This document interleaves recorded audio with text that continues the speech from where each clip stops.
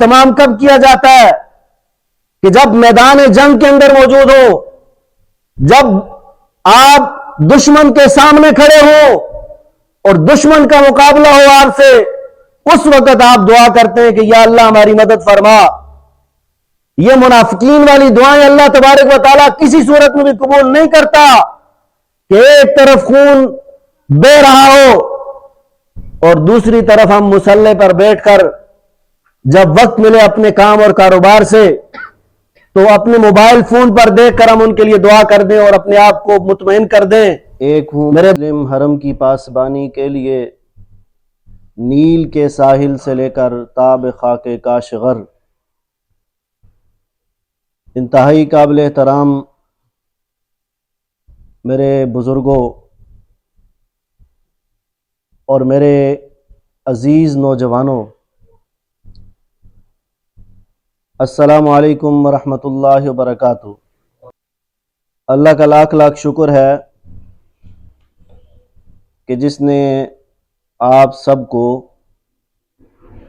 مسجد کے اندر تشریف لانے کا، مسجد میں آنے کا موقع عطا فرمایا ہے، اور یقیناً مسجد میں وہی لوگ آتے ہیں کہ جن کو اللہ رب العالمین توفیق سے نوازتے ہیں، اور جن لوگوں سے محبت کرتے ہیں انہیں توفیق عطا کرتے ہیں، اور جن سے ناراضگی ہوتی ہے یا جو لوگ اپنے رب کو ناراض کرتے ہیں ان سے اپنے گھر میں آنے کی توفیق بھی چھین لیتا ہے۔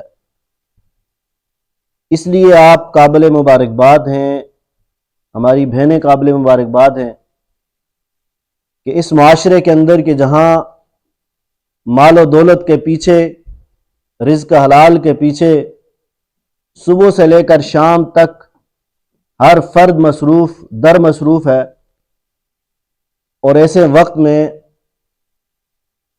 جمعۃ المبارک کے لیے خاص وقت نکالنا یہ اپنے ایمان کے ساتھ وابستگی کا اظہار ہے۔ اس لیے آپ کو میں مبارکباد پیش کرتا ہوں۔ میرے بھائیوں اور دوستو، میں نے آپ کے سامنے قرآن حکیم کی ایک آیت تلاوت کی ہے کہ وَاعْتَصِمُوا بِحَبْلِ اللَّهِ جَمِيعًا وَلَا تَفَرَّقُوا،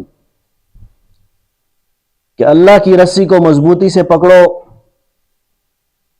اور تفرقے میں نہ پڑو، تفرقہ بازی نہ کرو۔ اور اسی طرح ایک اور جگہ بھی اللہ رب العالمین نے ارشاد فرمایا ہے کہ انما المؤمنون اخوہ، کہ تمام مومن آپس میں بھائی بھائی ہیں۔ اور نبی اکرم صلی اللہ علیہ وسلم نے ارشاد فرمایا کہ المسلم من سلم المسلمون من لسانہ و یدہ، کہ مسلمان وہ ہے کہ جس کی زبان اور اس کے ہاتھ سے دوسرا مسلمان بھائی محفوظ رہے۔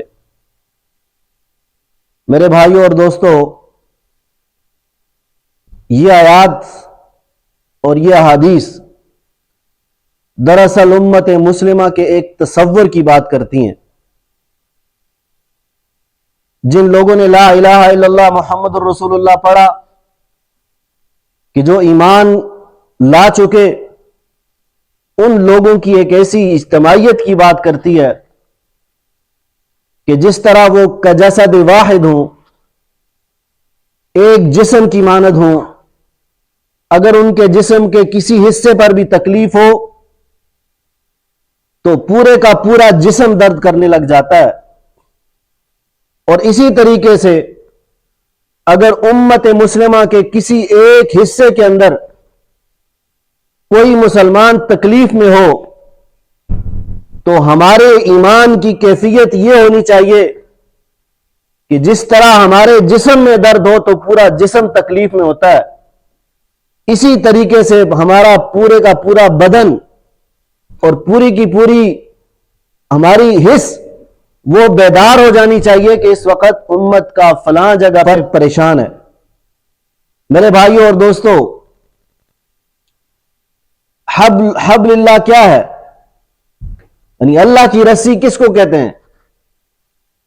اللہ کی رسی سے کیا مراد ہے؟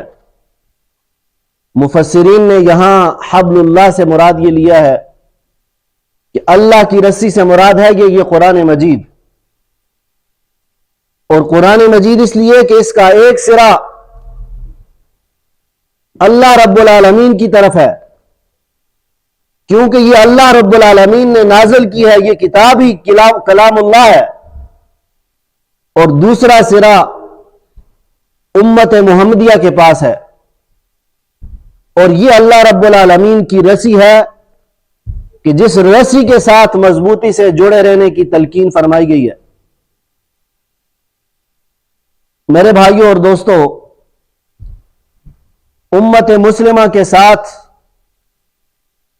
اگر قرآن مجید موجود ہونے کے باوجود بھی آج دنیا بھر کے اندر ہم بحیثیت امت کہیں نظر نہیں آتے. ہم اپنے آپ کو تقسیم در تقسیم کرتے ہیں. پہلی تقسیم ہماری مسلکی بنیادوں پر، کوئی دیوبندی ہے تو کوئی بریلوی، کوئی اہل حدیث ہے تو کوئی شیعہ، اور کوئی اپنے آپ کو کس کس نام سے یاد اور پکارتا ہے. میرے بھائیوں اور دوستو، صرف تقسیم یہاں تک نہیں، آگے بڑھیں تو علاقائی بنیاد پر تقسیمیں. کوئی اپنے آپ کو کسی ملک کے ساتھ وابستہ کرتا ہے کہ میں انڈونیشیا میں رہتا ہوں اور میرے لیے سب سے زیادہ ترجیح انڈونیشیا کی ہے. میں پاکستان میں رہتا ہوں تو میرے لیے ترجیح اول پاکستان ہے. میں سعودی عرب میں رہتا ہوں، میرے لیے ترجیح اول سعودی عرب ہے. میں ترکیہ میں رہتا ہوں، میرے لیے ترجیح اول ترکیہ ہے. میرے بھائیوں اور دوستو، یہ تقسیم ہے کہ جو امت مسلمہ کو نظریاتی طور پہ، جو امت مسلمہ کو ایمان کی بنیاد پر تقسیم کر دیا ہے. میرے بھائیوں اور دوستو، تقسیم یہاں تک نہیں بلکہ آگے بڑھیں، رنگ و نسل کی بنیاد پر تقسیم. تو یہ تقسیمیں تو اللہ رب العالمین نے اس لیے بنائی تھی. یہ انسان مختلف قبیلوں اور مختلف برادریوں میں اس لیے تقسیم کیے تھے کہ تاکہ تمہارے لیے آسانی ہو ایک دوسرے کو پہچاننے میں. اس لیے نہیں تھے کہ ہم انہی کو اپنا عقیدہ اور اپنا ایمان بنا کر اپنی زندگی گزارنا شروع کر دیں. میرے بھائیوں اور دوستو، یہی وجہ ہے کہ انگریزوں نے امت مسلمہ کو تقسیم کر کے، پوری امت کو ٹکڑوں میں تقسیم کر کے آج وہ دنیا کے اندر حکمرانی کر رہی ہے. ڈیوائیڈ اینڈ رول کے ذریعے سے انہوں نے امت کے اس شیرازے کو بکھیر کے رکھ دیا ہے. اور آج میرے بھائیوں اور دوستو، ہم سمجھتے ہیں کہ اگر فلسطین کے مسلمان اس وقت شکنجہ یہود میں کسے ہوئے ہیں تو ہم شاید یہ سمجھنے لگ جاتے ہیں کہ یہ تو میرا مسئلہ نہیں ہے، یہ تو فلسطینی مر رہے ہیں. پاکستان کے لوگ یہ سمجھنا شروع کر رہے ہیں کہ یہ تو فلسطین کا مسئلہ ہے. سعودی عرب کے لوگ یہ سمجھنا شروع کر رہے ہیں کہ یہ تو فلسطین کا مسئلہ ہے، یہ ہمارا مسئلہ نہیں ہے. میرے بھائیوں اور دوستو، انہی بنیادوں کی وجہ سے آج امت کے اندر طاقت اور قوت ختم ہو گئی ہے. آج ہمارا کوئی اجتماعی ہماری طاقت نہیں ہے. آج ہم مختلف نسلوں، قوموں اور قبیلوں کے اندر تقسیم ہیں. اسی لیے آج پوری کی پوری طاقت کے ساتھ آج دشمن ہمارا کلا کما کر رہا ہے. میرے بھائیوں اور دوستو، اسی لیے اللہ رب العالمین نے پہلے ہی ارشاد فرمایا تھا کہ وَاعْتَصِمُوا بِحَبْلِ اللَّهِ جَمِيعًا وَلَا تَفَرَّقُوا. مشرق میں رہنے والوں، مغرب میں رہنے والوں، شمال اور جنوب میں رہنے والوں، تمہاری امت صرف لا الہ الا اللہ محمد رسول اللہ سے شروع ہوتی ہے، اس کے علاوہ کوئی تصور نہیں ہے. لہذا اپنے آپ کو قوموں اور قبیلوں کے اندر نہ ڈالو، یہ صرف اور صرف اللہ نے پہچان کے لیے رکھے ہیں. میرے بھائیوں اور دوستو، آج ہم دیکھتے ہیں کہ وہ فلسطینی بیچارے غزہ کے مسلمان اس وقت آگ اور خون کی ہولی کے اندر ڈال دیے گئے ہیں. اس وقت ان کے بچوں کو مارا جا رہا ہے. اس وقت وہاں ہماری مائیں لہولہان ہیں. اس وقت وہاں پر بچے لہولہان ہیں. اور میرے بھائیوں اور دوستوں، پوری امت مسلمہ سوئی ہوئی ہے. امت مسلمہ کے حکمران سوئے ہوئے ہیں. امت مسلمہ کے اندر کوئی ایسا فرد نہیں ہے کہ جو اس بات کی بنیاد پر وہ کھڑا ہو کہ اللہ نے ہمیں ایک امت بنایا ہے، ہوا سماکم المسلمون، کہ اس نے تمہارا نام مسلمان رکھا ہے. اور اللہ کے نبی صلی اللہ علیہ وسلم نے ارشاد فرمایا تھا کہ الاسلام یعلو ولا یعلی علیہ، کہ اسلام تو غالب ہونے کے لیے آیا ہے، مغلوب ہونے کے لیے نہیں آیا. لیکن آج میرے بھائیوں اور دوستوں، الکفر ملت واحدہ تو نظر آتا ہے، لیکن نحن الامہ کا کوئی تصور اس وقت نظر نہیں آتا. اس وقت جس طریقے سے کوئی ڈرامہ دیکھنے کے لیے لوگ جاتے ہیں، جس طرح فلموں کو دیکھنے کے لیے جاتے ہیں، آج اسی طرح جس طرح کوئی ڈرامہ لگا ہوا ہے اور ہم خاموشی کے ساتھ ایک دوسرے کے کان میں تذکرہ کرتے ہیں، یار بڑا ظلم ہو گیا ہے. ہم ایک دوسرے کے ساتھ بات کرتے ہیں کہ بہت ظلم ہو رہا ہے، اور دبے الفاظ میں بعض اوقات یہ بھی کہتے ہیں کہ حماس کو کیا ضرورت پڑی تھی کہ اس نے بیت المقدس کی حفاظت کا ٹھیکہ اٹھایا ہوا ہے. میرے بھائیوں اور دوستوں، یہی وہ چیزیں ہیں کہ جن کو بنیاد بنا کر کفار نے ہماری طاقت کو توڑ کر اس وقت یہاں تک پہنچایا ہے. اور نبی اکرم صلی اللہ علیہ وسلم نے ارشاد فرمایا تھا کہ ایک زمانہ آئے گا کہ جب پوری کی پوری دنیا کے اندر مسلمانوں پر کفار اس طریقے سے حملہ آور ہوں گے کہ جس طرح بھوکے دسترخوان کے اوپر جھپٹ پڑتے ہیں. میرے بھائیوں اور دوستوں، صحابہ اکرام نے پوچھا، ہے اللہ کے نبی بتائیے کیا اس وقت مسلمانوں کی تعداد کم ہوگی؟ تو نبی اکرم صلی اللہ علیہ وسلم نے ارشاد فرمایا کہ نہیں، اس وقت مسلمانوں کی تعداد سمندر پہ جھاگ کے برابر ہوگی، وہ کثیر تعداد میں ہوں گے. تو آپ صلی اللہ علیہ وسلم سے پوچھا گیا تو پھر کیا مسئلہ ہوگا؟ تو آپ صلی اللہ علیہ وسلم نے فرمایا کہ ان کو وہن کی بیماری لگ جائے گی. اور پھر پوچھا گیا کہ اللہ کے نبی یہ وہن کی بیماری کیا ہے؟ یہ لفظ تو ذرا نیا نیا ہماری سمجھ میں نہیں آنے والا. تو نبی اکرم صلی اللہ علیہ وسلم نے ارشاد فرمایا کہ حب الدنیا و کراہیت الموت، کہ مسلمان دنیا کے ساتھ محبت کرنے لگ جائیں گے اور موت سے ڈرنے لگ جائیں گے اور خائف ہونے لگ جائیں گے. میرے بھائیوں اور دوستوں، کیا آج اس زمانے کے اندر میں اور آپ جی رہے ہیں؟ یہ مایوسی والی بات نہیں ہے، یہ توجہ دلانے والی بات ہے کہ لا الہ الا اللہ محمد الرسول اللہ بھی پڑھیں اور پھر خاموش بھی رہیں. لا الہ الا اللہ محمد الرسول اللہ پڑھیں، ظلم ہوتا ہوا بھی دیکھ لیں. لا الہ الا اللہ محمد الرسول اللہ پڑھیں اور پھر اپنی ماں اور بہنوں کی عزتوں کو تار تار ہوتا ہوا بھی دیکھیں. میرے بھائیوں، آج تو ہم ان کو سلام پیش کرتے ہیں، اپنی ان بہنوں کو، اپنی ماں کو، اپنے بچوں کو، کہ جو آج ان سے پوچھا جاتا ہے کہ تمہارا باپ فوت ہو گیا ہے، تو ایک 4 سال کا بچہ جس کو ابھی الفاظ بھی بڑی مشکل سے نکلتے ہیں، وہ بچہ کہتا ہے کہ میں بھی انقریب اپنے والد کے پاس چلا جاؤں گا. میرے بھائیوں اور دوستوں، ماں سے پوچھا جاتا ہے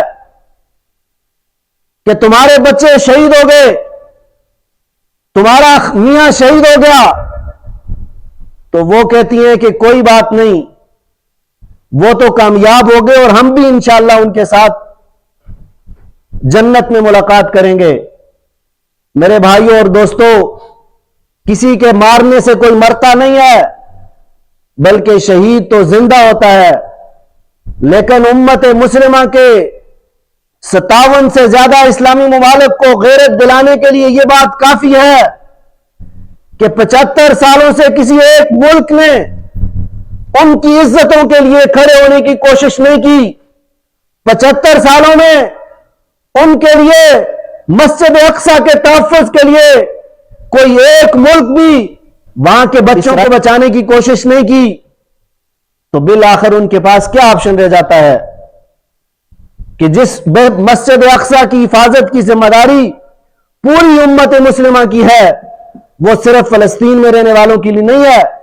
میرے بھائیوں اور دوستوں، آج ہم نے ان کو صرف اور صرف ان کو دعا دے کر ہم خوش ہو رہے ہیں کہ ہم نے ان کے لیے دعا کا اہتمام کر دیا ہے۔ اور بھائیوں، دعا کا اہتمام کب کیا جاتا ہے؟ کہ جب میدان جنگ کے اندر موجود ہو، جب آپ دشمن کے سامنے کھڑے ہو اور دشمن کا مقابلہ ہو آپ سے، اس وقت آپ دعا کرتے ہیں کہ یا اللہ ہماری مدد فرما۔ یہ منافقین والی دعائیں اللہ تبارک و تعالیٰ کسی صورت میں بھی قبول نہیں کرتا کہ ایک طرف خون بہ رہا ہو اور دوسری طرف ہم مسلح پر بیٹھ کر جب وقت ملے اپنے کام اور کاروبار سے تو اپنے موبائل فون پر دیکھ کر ہم ان کے لیے دعا کر دیں اور اپنے آپ کو مطمئن کر دیں۔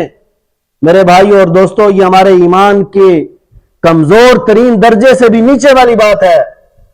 اس لیے میرے بھائیوں اور دوستوں، آج جہاں ہم اپنے حکمرانوں کا نوحہ روتے ہیں، ہم ان کے حوالے سے بد دعائیں کرتے ہیں، لیکن آج ہمارے دل تو ان کے ساتھ دھڑکتے ہیں، لیکن اس کے ساتھ ساتھ ہماری جیب بھی ان کے لیے کھلنی چاہیے۔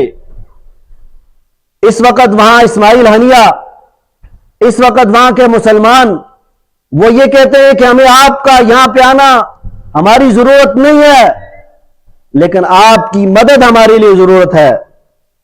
تو میرے بھائیوں اور دوستوں، کیا ہم میں سے کوئی اس طور پہ بھی تیار ہونا چاہتا ہے کہ اپنے ایک مہینے کی تنخواہ اپنے ان مسلمان بھائیوں کے لیے وقف کر دیں، اپنے کاروبار کا ایک مہینہ اپنے ان مسلمان بھائیوں کے لیے وقف کر دیں کہ جو پوری امت مسلمہ کی لڑائی لڑ رہے ہیں؟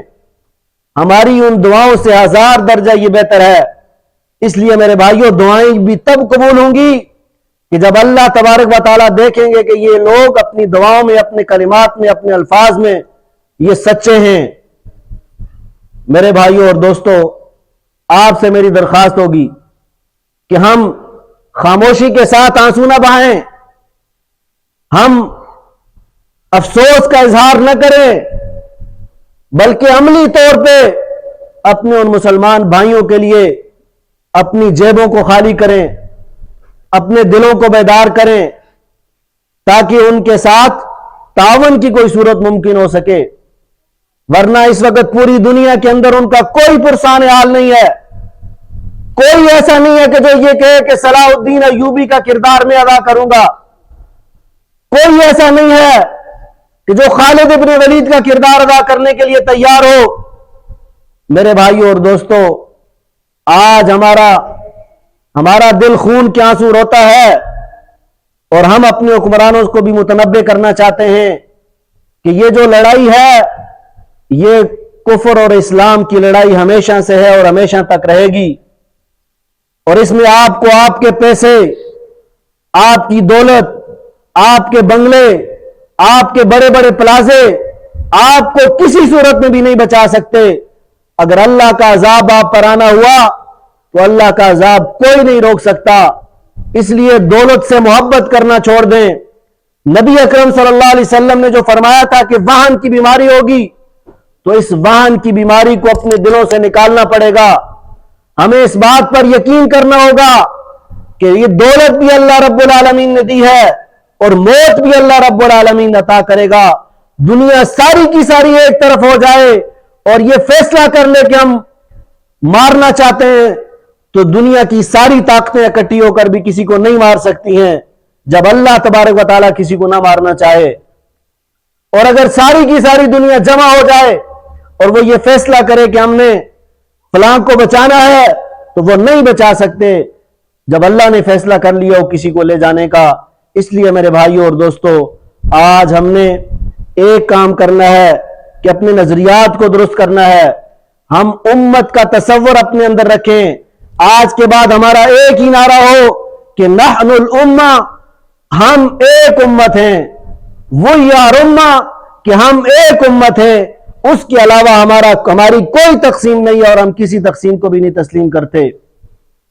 اور دوسرا یہ ہے کہ اللہ رب العالمین نے ارشاد فرمایا کہ وَاعْتَصِمُوا بِحَبْلِ اللَّهِ جَمِيعًا، اللہ کی رسی کو مضبوطی سے پکڑو، یعنی قرآن مجید کے ساتھ اپنا تعلق مضبوط کرو۔ قرآن مجید کے ساتھ تعلق مضبوط ہوگا تو اللہ رب العالمین دنیا کے اندر غلبہ عطا فرمائیں گے۔ وآخر دعوانا ان الحمد للہ رب العالمین۔